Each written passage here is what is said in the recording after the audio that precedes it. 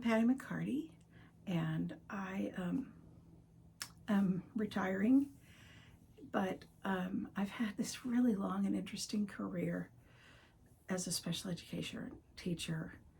I started in the resource room almost exclusively with kids with learning disabilities in Georgia, and then moved to Oregon, and I taught for a little while a self-contained preschool class with kids with orthopedic impairments in Eugene, Oregon. Then taught gen ed kindergarten for a little while, taught first and second split for a while, taught again with preschool with special ed kids, mostly kids with big medical issues, medically fragile kids, but they were also cognitively impaired. The first preschool was just kids with disabilities. The second preschool was in a setting in an elementary school with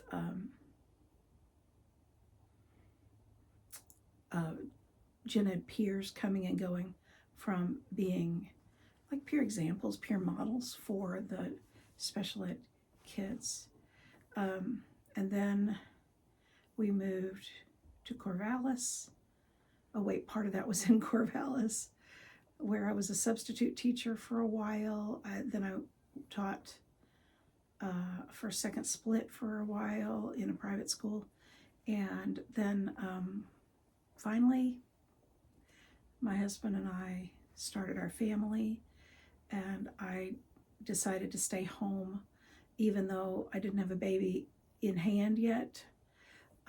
It was probably better because she was going to be born in January, and you would not have wanted to goof up a first grade or first second split class by the loss of their teacher mid-year. And nobody thought I would ever go back to school once I had my own children, and I think that was a wise call on everybody's behalf.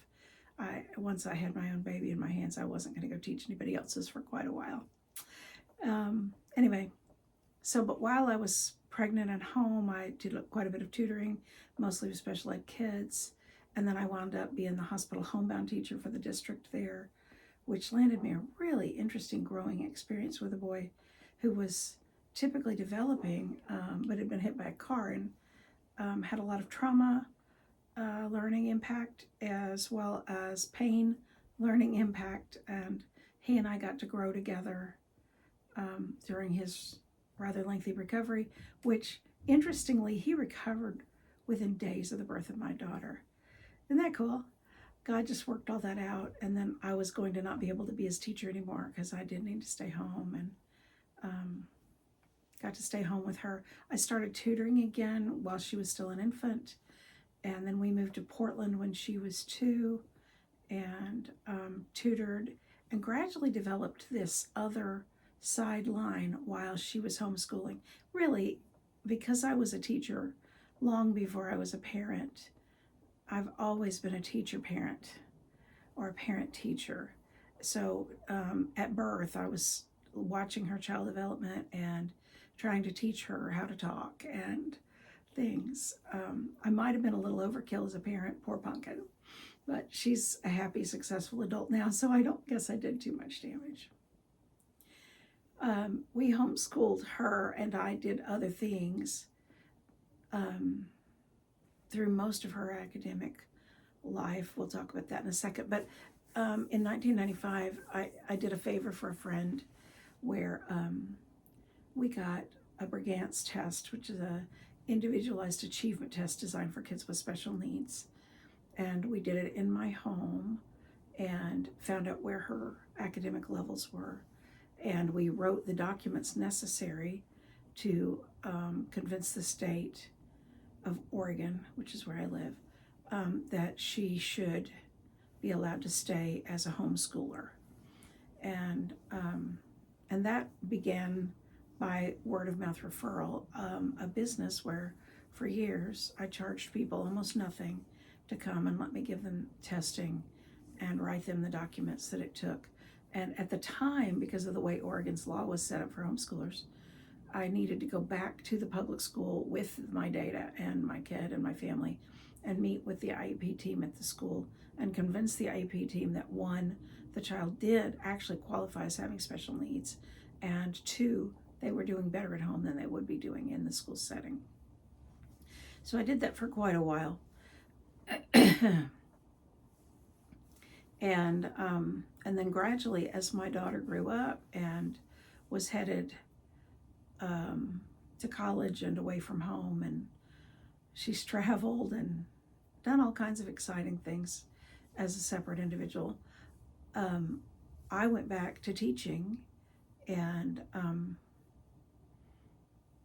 have been teaching outside my home more than less of the time since she launched. And so I've taught in a number of special ed settings, mostly in East County, Portland, which is where we now live. So, but because of the kids that have come to my home for consultation and the kids that I've had in classrooms, which is an amazing variety of different kids, I have this wide picture of kids. And I don't know why, I just from the beginning of, I started volunteering in special ed classrooms when I was in 6th grade. So I started working with special ed kids so long ago, it's hard to remember how long ago that is. It's more than 50 years. But actually classroom teaching now, I was doing an internship 50 years ago. So I've been with students a very, very long time. I have an interesting and unique perspective on education and how it's changed, especially special education, because it was a brand new branch of education that year I was doing my internship. And so I think I have a unique view, but also I've always been interested in child development. And so it's really quick and easy for me to watch a child move and talk and socially interact. And then if they're ready to hold a pencil and do academic type tasks, like show me that they can spell or read or write or do a little math, I can usually pretty quickly tell what's going on with kids developmentally.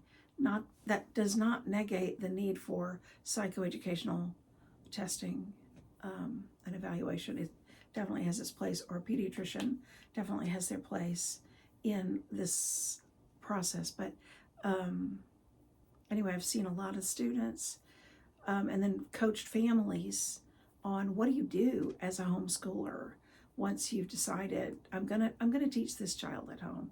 I can absolutely tell you that unless your house is completely discombobulated, and I really mean a high level of dysfunction, unless it's really, really there, you probably can do a great job as a homeschooler for your child with special needs. Part of that is because if you put your child in the educational setting, everybody's going to talk based on normative. And normative would say everybody who's 6 years old is supposed to be able to do these skills. Well, but that isn't reality, and that isn't accurate according to anybody outside the educational domain's actual view of children and child development. And in the home setting, your 6-year-old can be 6 and can be really great at whatever they're great at and struggle with what they're struggling with. And nobody really cares, because you can teach them on all the different levels at the same time, in the different skill areas at the same time. And so like kids with mild learning disabilities placed in a school setting, sometimes they wind up getting labeled by their peers as the dumb kid, when they're not dumb at all. They're probably brilliant. The clinical definition of learning disability includes that they're at least normally bright, normally intelligent, if not more than normal. And so learning disabled kids are getting labeled by their peers as if they're stupid, when they're absolutely not. They're not broken, they just learn differently. And the curriculum that teacher's using right now doesn't work for who they are and how their brain is wired. So what I want to know is, I want to work with you and work with your child until I know how is their brain wired and how do they best take in education. educational information and give it back and hold it long term. That's an issue for a lot of learning disabled children, is to carry, you told it to me and I can tell it back, but can I still remember it tomorrow and next week? And how do we get it to go from the short-term memory over, transfer into the storage cabinet in your brain where the long-term memories are held? And so anyway, I have ideas for how to help kids do that. If you bought a curriculum and you're just sure it's going to work and it's absolutely not working for you, it may not be because you're not a good teacher or he's not a good learner or it's not a good curriculum. It may be that that curriculum isn't working for your child's learning pattern and style, or it might not be working for your teaching style and your, so I need to know both. How do you teach?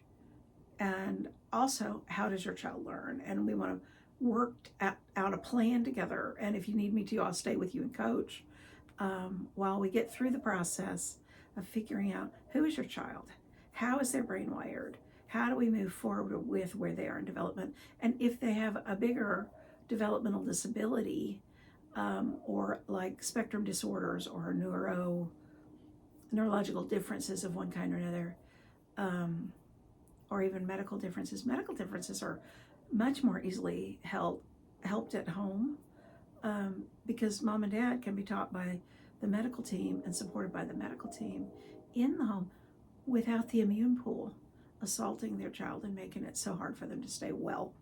But, that's another issue. Anyway, I really want to encourage homeschool families and families who are not homeschooling that are frustrated by their kids' educational experience to think about homeschooling. I absolutely believe you can do this, and I'm not the only person out there that can help you,